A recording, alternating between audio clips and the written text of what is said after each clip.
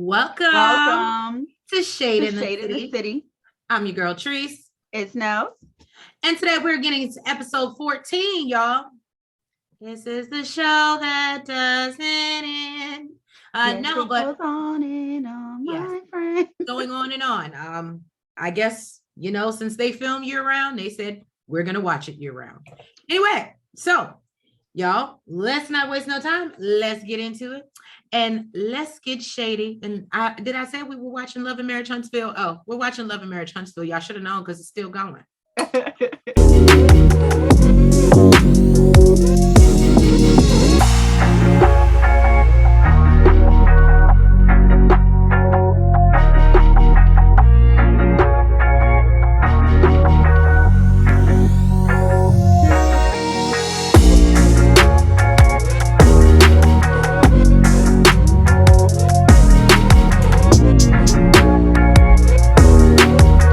So we're at the launch of Ines Wine.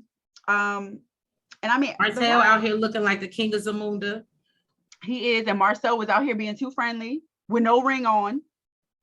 Because it's in his pocket where it usually is.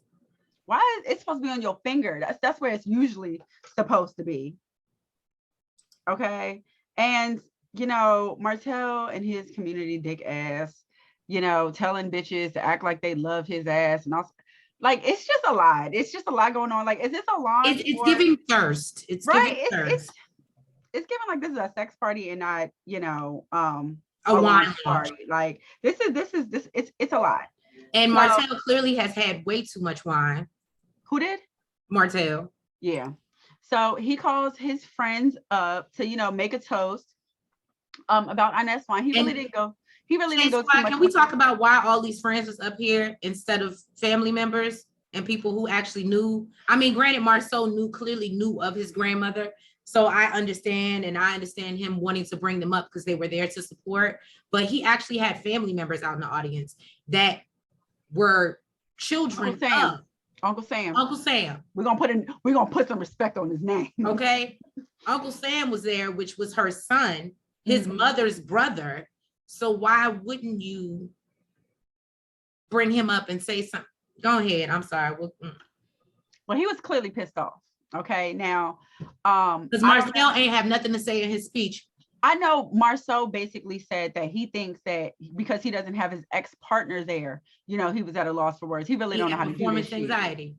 He don't know how to do this shit. And I think, what I say, Uncle Sam was kind of just waiting around, trying to see like, hey, is he gonna bring me up? Is he gonna mention, the family, something?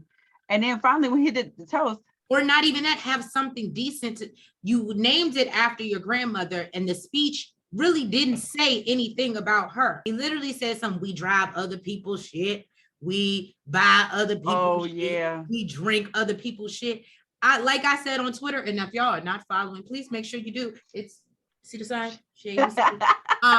But anyway, and if you have not already, please make sure that you like this video.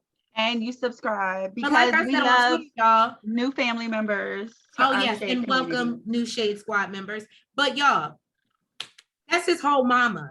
And she's clearly no longer with us. Apparently, by the way that they've spoken about her in such a great light, she was a wonderful person. So you put soul food. Right. You put something in her name or dedicate it to her and then turn around and you ain't got nothing to say about it. You made a whole thing up, but then you get up there and you ain't got nothing to say. And that's my mama. That's my whole mama. Oh, yeah, I would have had a problem too. I would have had a whole problem. And clearly Twitter agreed with me. Thank you. Well, Uncle Sam decided he gonna go outside and confront Marcel. As he should. And Marcel looks completely dumbfounded. And he's like, that's my mother, man. Like, you didn't even acknowledge her. And the only thing Marcel could come up with is, we are on national TV. Don't ever do this on national TV. Marcel looked like he was about to get his shit knocked off. Okay. And them too tight pants. Because Uncle Sam was not here to play. He was like, all right, man, look, that's all you got. Like, that's all you could come up with. And then my thing is, Marcel is chasing him around the house after telling him, don't do this on national TV, but you chasing him around the house so he can do this on national TV, sir. The man told you, all right, let it go do your shit.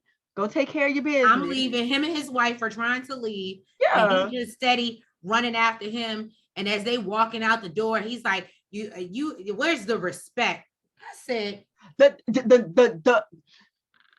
let me tell you something. I don't know how it is in Huntsville, Alabama. It's goddamn narcissist. Have narcissist. viewers in Huntsville, but this one is from the country. And can I tell you, I don't care how old my aunts get or are, I feel like I would have been knocked out on the floor if I said that to one of my elders. That is insane. I think he did want to knock him out on the floor, but you know, he didn't want to be on national TV. On national TV.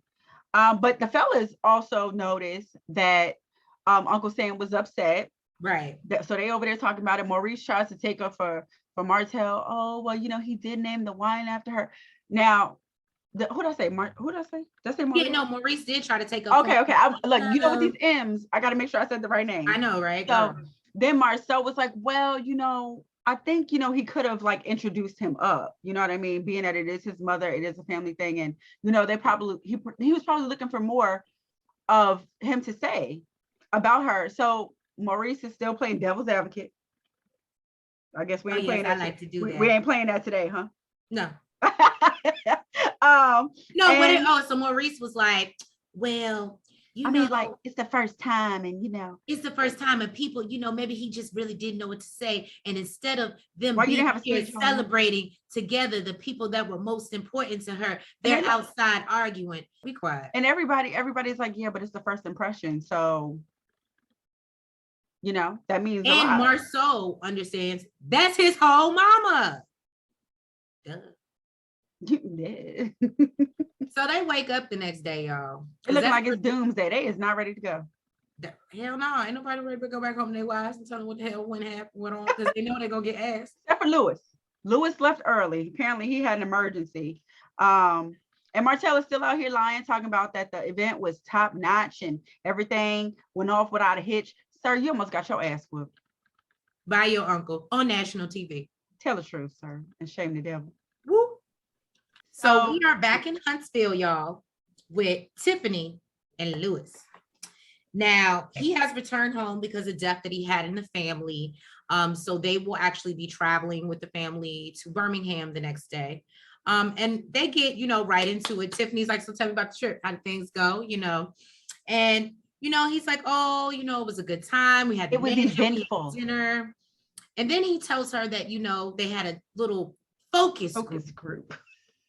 You done fucked up there, Louis. You done right. Fucked up. So Tiffany said, well, who was your audience? She quick with it, y'all. And he was like, oh, well, it was men and women. And so she's like, but I thought this was a guy's trip. And he's like, well, why you act like that? And Shade Squad, please, let's debate this in the comments. Do you think that it is okay for married men or men that are in, you know, long-term, whatever relationships? I think marriage and boyfriend, girlfriend are different, but still maybe the same level of commitment, depending on who you are. Now, do you think that it is okay to do the girls' guys trip?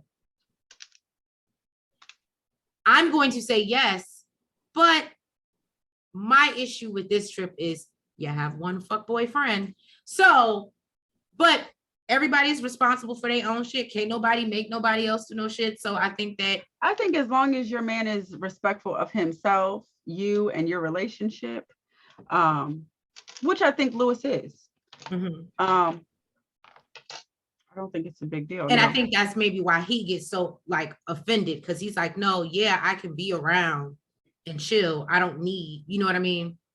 Like basically, because I think you automatically expect to have some type of peer pressure from your counterparts, and the rest of them, not the rest of them, but the half of them are fuckboys. So right, you know, but Louis did, I think he did the best on the trip. I think Maurice did it good as well, but Louis was literally he was just watching from afar. Exactly. So hats off. Right. Then once they get over that, he talks about his rage room experience and how he was getting out his pent up sexual frustration. And she's a little taken aback, like, one, that this is one, that you felt that frustrated, you needed to go rage about it. But two, that now our sex life is a group conversation. Which I'm sure as any woman, you would feel some type of way. So then basically she tells him, if it's this serious to you, you know, there are modifications, there are things that can be changed and done so I can, you know, fulfill my wifely duties. Mm-hmm. And he's just like, okay. And he was like, but why is it a duty? Like, you know, I don't understand why it wouldn't be a privilege. Because it's more than what she requires. That's why it's a duty. Now, my question would be, is this something that you're trying to initiate, or do you expect her to come at you? Because then that goes into your wifely duties also. If you are satisfied, you are totally and completely satisfied, and you don't need any more, and he's coming to you for it, are you telling him no? Or is he asking you to initiate it and you are completely satisfied? Which would, I would think, make it harder, because I don't know. I just feel like if you are satisfied and he requires it more than you, and, you know, he comes to you for it, you lay down, bend over, do what the fuck you need to do. And, you know, then you're doing your wifely duties, your duty, because it's not something that you need. It's something that he needs. You are satisfied. You are taken care of. Yeah. So no, I guess Louis feels like it should be a privilege for her to get. But if it was a privilege, sir, you wouldn't be in the rage room about it. So we get into Kimmy and Marcel. Now he has returned. I'm sorry, Marcel.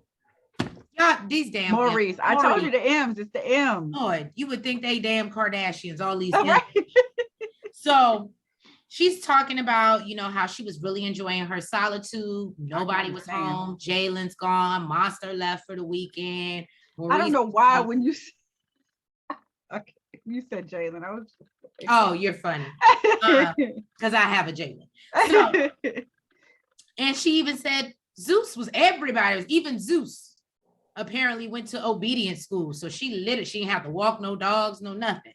So she asked, you know, if he had a good time, and he says no, he really had a good time. And she's like, well, are you going to tell me about your good time, or am I going to find out on the internet? So he's like, no, you know, I'll be forthcoming. And she said, well, did y'all all discuss the story that you were going to give your wives when you got back?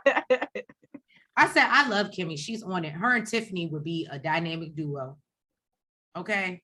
You do not want to end up interrogation with them too. Okay.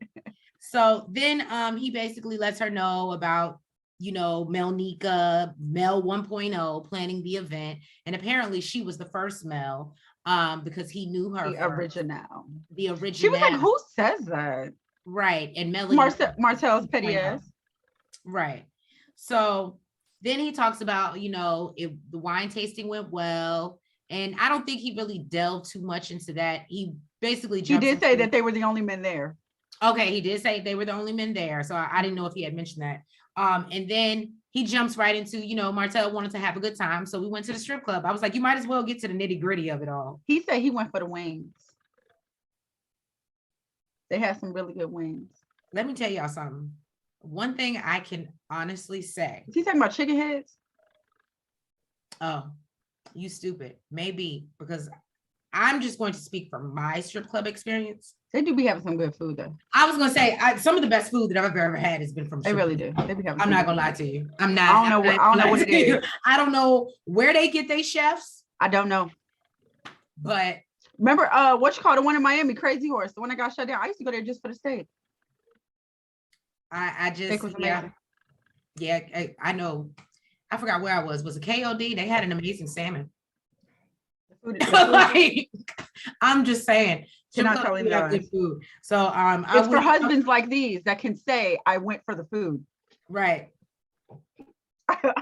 That's true. Now, so then after that, she's like, well, did you touch anybody? Did your skin touch anyone else's skin? He was going back and forth. He was like, I mean, what do you mean by touch? Like, are we talking about like this? Like, we talking about like touch, like tap or like touch? She's like, no. Did your skin touch anyone else's skin? And he's like, okay, I mean, I did, but you know, I was encouraging not caressing. I I don't know why I love that so much. I don't know why. Like I gave her a little tap on the ass. I was encouraging. I wasn't caressing the ass. You know, I can appreciate that. You know, I mean, you got to go in there and tip them. So you got, you know. Right. Like I see it. I see that thing moving, Right. you know, a little encouragement. But yeah, rubbing on the booty, that's a different story. That's pretty much a lap dance at that point. Right. So I can appreciate Maurice for his honesty because he want to quickly get off of this topic. So he goes to the rage room. Yes. He moves on to Louis in the rage room. He don't want to talk about no strippers no more. He's like, I see Kimmy's eyes twitching over here, okay? Mm-hmm. And he throws him under the bus and talks about how, you know, they're not really having sex in their marriage, and that was all the rage he had to get out. And Tiffany, Kimmy does say that she had a conversation with Kimmy about it. And, you know, she was like, I don't think it's so much that they haven't really had time together. Maurice basically, I guess, you know, he felt like that's marriage. Like, you know, married people don't really have that much sex. And he feels like girlfriends have a lot of sex. And Kimmy corrects him and says, no. That's because girlfriends are being wooed. I said, well, Kimmy, let's not get it twisted. Kimmy is always on here dropping jewels, okay? Okay, but ma'am, Kimmy, okay, Kim Possible, right? I said yes, that's what it is. She was like, yes, she needs to be wooed. Okay, he wants to get her in that mood. She needs to be wooed. I said, well, ain't that a word? And you know, then we move on to Tisha and Marcel. Yeah. Of course you want to know what happened in Atlanta. What y'all do? He's like, we had fun. Totally different conversation. We had fun. We didn't really do shit. He kind of moved on to talk about Louis also. Everybody just throwing Louis's ass under the bus. They're like, well, this was the highlight of our trip. Right. To you. However, he did admit to Tisha that they went to the strip club. They got a couple bottles. She ain't gonna say shit or do shit. A couple girls came over. And she said, why y'all always gotta go to the strip club? I don't understand. And then as they get into the Louis conversation, you know, Marcel said something very interesting, and you know, you always gotta wait for what Marcel's gonna say. Where you going with this? And he goes, you know, I just feel like women be so outraged when a man steps out and be like, how could he throw everything away for a piece of ass? And he'd be like, but now you see how important a piece of ass is. And I was like, Tisha, where's the red flag? Where's the red flag? That was a red flag. He clearly agrees with that shit. Right. And also he mentioned that basically if, you know, one person is okay with not getting, basically it's okay to keep up with the demand, then you should be able to outsource. And you know, I would think if you were cheating, if that's the case, then Tisha should be able to outsource as well. And you always know what they say, when women cheat, we do it for emotional reasons. So she should be able to outsource and be able to go on a date with a man that can emotionally fulfill her and cares about how the fuck she feels. Just saying, since we can outsource shit. And then, you know, Tisha basically says, like, you know, side chicks, that all their responsibility is to match your energy and to fuck you. You know, your wife has so many duties, like clearly making sure you are sexually satisfied is not necessarily at the top of the list. We have home, kids, work, house, like groceries, food, like dinner, like it's a lot. Like there's a lot going on. And she basically says the same thing. She's like, you know, sometimes I need my feet rubbed. You know, sometimes I need to be looked after. Basically saying the same things. Like basically a wife needs to be wooed as well. So, I mean, it was two different conversations, but it still kind of led back to the same thing. Like, Negro, what turns your wife on is being wooed. if you want her to come after you, woo her. Feet rub, definitely get them juices going, okay? You don't know what men go through. We gotta, go to work, go to the bar, hang out with our friends. I didn't even put that shit in there because it was such bullshit. I said, you know what? I don't know if he's joking or you never know. You never know with his ass. But the shit was, I got up and walked away. Right. Just because I don't know if you joking or not, but it would have aggravated me so bad. I would have just got up and left the goddamn room. So Tisha, she stops in to see Dr. Francis. We all know who Dr. Francis is. He helps everybody basically on this Huntsville show. He is effing amazing. He gets in that ass. Okay. Right. And apparently he gave Tisha some homework to figure out who Tisha is. Now, she says that it was hard to just figure out who she was outside of, being a child, a wife, a mother, a child of God, a sister, a daughter. Is that what it's? Yeah, it's a child of God. I mean, she is Miss Wanda's child. I mean, she's a child. She's a child. She's a child. Well, but I did say daughter already. So I guess a child of God. That's not what Siri wrote for me. Oh, okay. But, so beyond that, she really had no idea. So he says that he pulling out his secret weapon, which is the mirror. She said, oh my God, that's my secret weapon too. That thing has seen a lot of tears. And she really didn't say who she realized who she was. Maybe she still didn't. I don't know. Maybe she said that she realized that she can still be a wife and a mother and all of those things, but still pursue her goals and be Tisha. So no, she didn't really say. Okay, I was about to say. I heard that part, but that's what she got from looking in the mirror, was that she can still pursue her goals. And then when he asked her, well, how is that going? And then she says, well, Marcel has basically been stepping up and been supportive, and where he can help her. And I said, don't clap for that part. That's cute until we get into the rest of the therapy session. I'll let you know. So she did say that he was supportive, and but she felt like he didn't realize all that she had going on and what she was going through.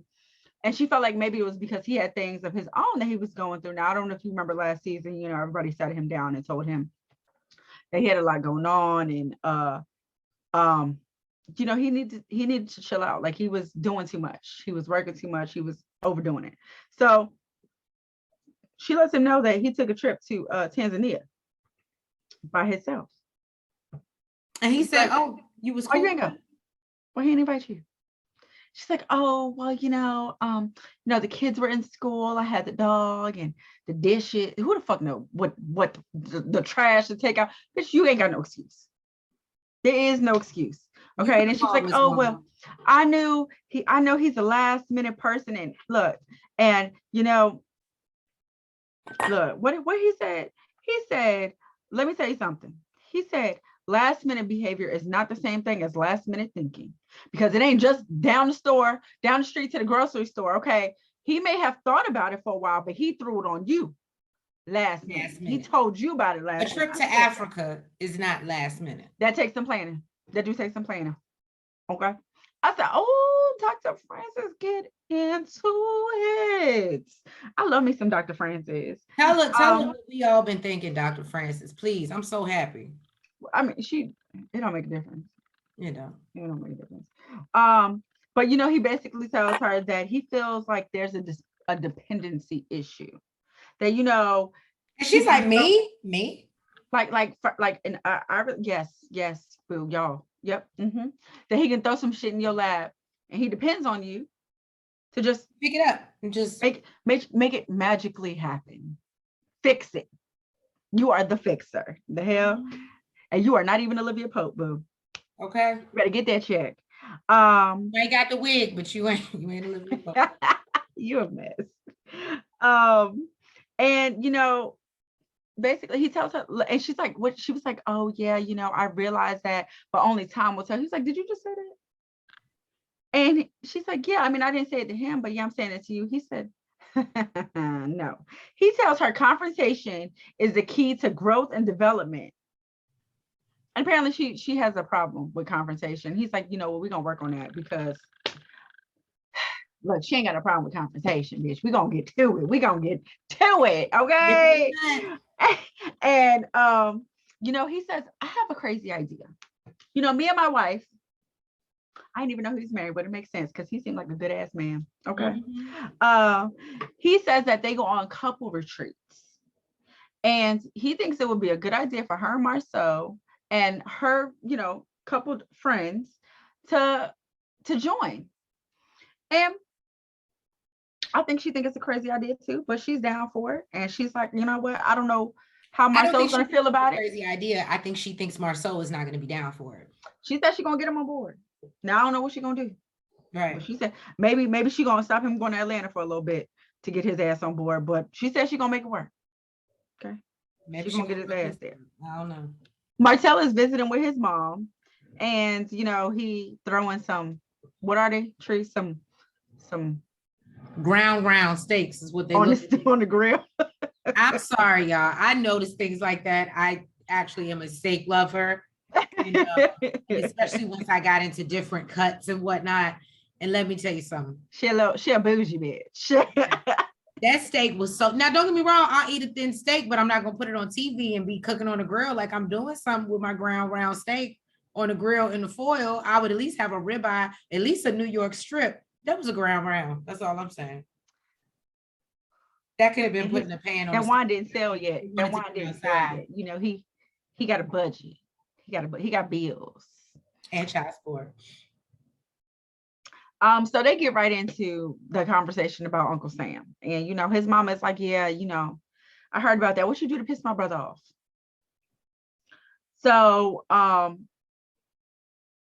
feel like he didn't really go into it, but she's like, yeah, you know, like, you know, from what I heard, you had like some strangers up there that didn't even really know her, and you know, you didn't really talk about her. And I would have felt some type of way too, because that's their whole mama. Duh. Yeah. But Martell feels like, you know, I was super close with her also. You know, it's not just my grandma. Like, I was super close to her. Like, she means a lot to me. And apparently he's having a fourth event in Huntsville that he says is going to be more intimate. And, you know, at that point, he's going to speak more about family. He says that he's not really a public speaker. So clearly Marcel was right. Okay, that was Melody's job. Okay. And you know, that's not his thing. He really didn't know what to say. I just felt like if that was the case and this is your first time, dude, if you know that you're not a speaker, you should have wrote something. You should have wrote something. I mean, I don't feel like that's really an excuse. But he says that he tried to reach his uncle over 100 times. But his uncle ain't answering the phone. And you know, they take some time to reminisce on, you know, Inest, and talk about how, you know, apparently she was, you know, as Marlene said, she was a queen and everyone loved her. She had 4 beautiful children, and she feels like to name the wine after her is beautiful, and it's something that they will cherish forever, which is true. Right. It's true. So then they go into how she sat through this football game for him, which, you know, is very endearing. It was. Apparently it was freezing cold outside. Apparently it was freezing cold, but she wanted to see her grandson play. And apparently, you know, that kind of affected his college career because once she passed away, he felt like he couldn't perform and, you know, for the college scouts and whatever. And it obviously probably changed the projection of his life because he didn't do that. And he just talks about like, you know, you just never realize how much death affects us. And they go into this whole thing about, you know, he says, I'm so much like you, and she was so loving, and that's where you got it from, and that's where my kids got it from, and I always knew I was a lot like you. And then he, you know, says something about, or no, she said something about, he's too loving. You have a good heart. You have a good heart, Martell, no matter. And he's like, well, thank you. Because, you know, after all that's been going on and what has been said, and, you know, and she's like, no matter what, life happens and you keep it pushing and, you know, you be a good person. It was giving me Alyssa vibes. You're trying to make him think that he is a good person. And I told Nels, I guess I have a son, so maybe hopefully he will never be in this situation, but I just in no shape, form, or fashion would ever allow my son to think that what he did was okay. Yes, you have to move on. You have to be and you have to move on from her because she doesn't want you back. You effed up. But realize, I'm sorry, I guess as a woman, I need to see you sit in your shit. So you don't do the same thing again. Again, I think I said this last review. I just want to see Martell wants to be a better man and people around him to stop. Oh, well, that's great that you're moving on, but are you becoming a better person? Did you realize, did you learn something from your mistakes? You don't see nothing wrong. That's the problem. And it's for reasons like this. He does people in his ear telling him he's a good person and has a great heart. The problem is he's too loving. He likes to spread his love everywhere. He for everybody. We are at Poppy in Parliament, and Kimmy and Mel. Yes. They meet up. And listen, okay, Mel is coming in with a glow. She is blessed and highly favored. And look, she's looking like she laying up under something brand new because she happy. She said she happy. She said it. Kimmy see it. We see it. He see it. And basically Mel just want to get into it. She want to know, hey, how's things going? What's up? That was the guys' trip. And Kimmy lets her know that, Maurice did go on a guys' trip. Jesus Christ, Martell's guys' trip. And she's like, you wasn't worried, with his whole ass. Right. And she's like, no, I trust my husband. And, she says in the confessional, she feels like ever since she's all these goddamn M's, okay? Melody got out of her situation. She feels like every dude cheats. I don't feel like it was that. I feel like it was the picture because she ain't said that shit about Louis. I'm just saying. I'm gonna just throw that out there. And then, she gets into, telling Martell's business, basically. He started this wine named after his grandmother. Oh yeah, because Melody said, I heard about it, but I don't know nothing about it. Melody is so detached from that situation. She don't give two damns. And she says that, the guys noticed that he was upset. I mean, that his uncle was upset. That maybe, he didn't give enough accolades to the grandmother. She's like, it sounds like it might be Uncle Sam. So she's like, what happened? Apparently, she's like, Uncle Sam left.